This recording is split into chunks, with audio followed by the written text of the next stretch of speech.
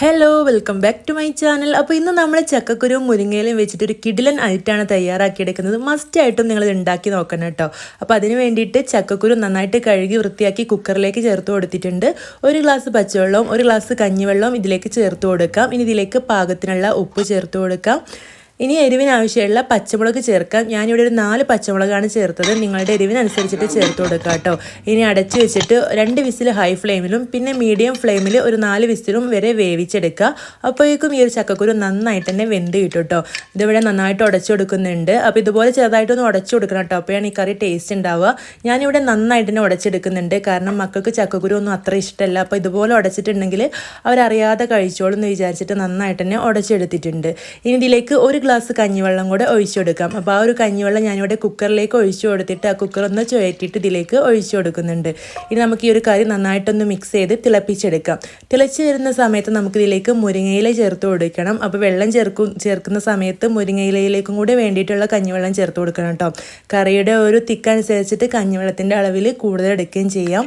ഇനി ഒരു 3 പിടി മുരിങ്ങയില ചേർത്ത് കൊടുത്തിട്ടുണ്ട്. അത്രയും മതിയാവും. മുരിങ്ങയില ഓവറായിട്ട് പോകരുത് കേട്ടോ. അപ്പോൾ വെറും ഒരു മുരിങ്ങയില മാത്രമായിട്ട് മാറും. അപ്പോൾ ഇതുപോലെ ബാലൻസ് ആവുന്ന രീതിയിൽ മുരിങ്ങയില ചേർത്ത് കൊടുക്കുക. നന്നായിട്ട് മിക്സ് ചെയ്തിട്ട് ഇനി ഇതൊന്ന് തിളപ്പിച്ചെടുക്കാം.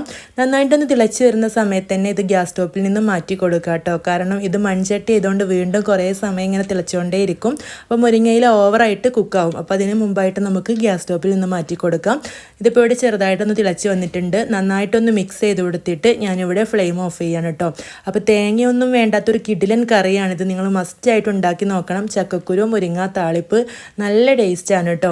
അപ്പോൾ ഇതിവിടെ ഫ്ലെയിം ഓഫ് ആക്കിയിട്ടുണ്ട്. ഇനി നമുക്കിതിലേക്ക് വറവിടാണ് വേണ്ടത്. അപ്പോൾ അതിന് വേണ്ടിയിട്ട് വെളിച്ചെണ്ണയിൽ ചെറിയുള്ളി വെളുത്തുള്ളി എന്നിവ മൂപ്പിച്ച് ചേർക്കണം.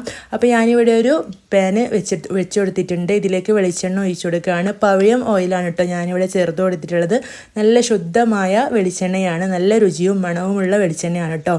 ഇതൊന്ന് ചൂടായി വരുമ്പോൾ ഇതിലേക്ക് ചെറിയുള്ളിയും വെളുത്തുള്ളിയും ചെറുതായിട്ട് കട്ട് ചെയ്തത് ചേർത്ത് കൊടുക്കാം. അത്യാവശ്യം വെളിച്ചെണ്ണ ഇതിലേക്ക് വേണം കേട്ടോ. അപ്പോഴാണ് ഈ ഒരു കറി നല്ല ടേസ്റ്റ് ഉണ്ടാവുക. എന്നിട്ട് ഈ ഒരു വെളുത്തുള്ളിയും ചെറിയുള്ളിയും കൂടി നന്നായിട്ട് മൂപ്പിച്ചെടുക്കുക. മൂത്ത് വരുമ്പോൾ ഇതിലേക്ക് 2 വറ്റൽമുളകും കുറച്ച് കറിവേപ്പിലും കൂടെ ചേർത്തിട്ട് അതും കൂടെ നന്നായിട്ടൊന്ന് മൂപ്പിച്ചെടുക്കാം. അതും കൂടെ ഇതുപോലെ നന്നായിട്ട് ബ്രൗൺ നിറാവുന്ന പോലെ മൂത്ത് വന്നു കഴിഞ്ഞാൽ നമുക്കിത് കറിയിലേക്ക് ഒഴിച്ചു കൊടുക്കാം. നല്ല രുചിയുള്ള കറിയാണ്. എല്ലാവരും ഉണ്ടാക്കി നോക്കണം കേട്ടോ. ഇപ്പോൾ ചക്ക സീസൺ ആയതുകൊണ്ട് തന്നെ എല്ലായിടത്തും ചക്കക്കുരു ഒക്കെ ഉണ്ടാവില്ലേ. അപ്പോൾ മസ്റ്റായിട്ട് ഉണ്ടാക്കി നോക്കണം. ഉണ്ടാക്കി നോക്കുമ്പോൾ നിങ്ങളുടെ അഭിപ്രായം കമൻ്റായിട്ട് അറിയിക്കാൻ മറക്കരുത്. ഈ റെസിപ്പി ഇഷ്ടമായിട്ടുണ്ടെങ്കിൽ ഇപ്പം തന്നെ കമൻ്റായിട്ട് അറിയിക്കണം കേട്ടോ. അതുപോലെ വീഡിയോ ലൈക്ക് ചെയ്യാനും ഫ്രണ്ട്സിനും റിലേറ്റീവ്സിനും ഷെയർ ചെയ്ത് കൊടുക്കാനൊന്നും മറക്കരുത്. അപ്പോൾ നല്ല രുചിയുള്ള കറി ഇവിടെ റെഡി ആയിട്ടുണ്ട്.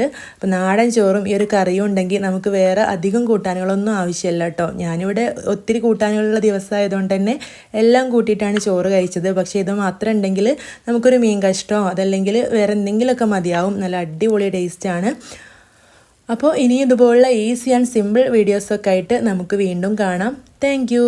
ഞാനിവിടെ പറഞ്ഞ പോലെ തന്നെ ചക്കക്കൂട്ടാനും മീൻ മുളകിട്ടതും മത്തിമീൻ പൊരിച്ചതും പപ്പടവും അച്ചാറും ഒക്കെ കൂട്ടിയിട്ടാണ് കേട്ടോ കഴിച്ചിട്ടുണ്ടായിരുന്നത്. എല്ലാം ഉള്ളതുകൊണ്ട് കഴിച്ചതാണ്. ഇനിയിപ്പോൾ ഈ ഒരു കറി ഉണ്ടാകുന്ന ദിവസം ഇതെല്ലാം വേണമെന്നൊന്നും നിർബന്ധമല്ല കേട്ടോ. നല്ലൊരു നാടൻ ചോറും കൂട്ടാനും. അപ്പോൾ പറഞ്ഞ പോലെ അടുത്ത വീഡിയോ ആയിട്ട് വീണ്ടും കാണാം. താങ്ക്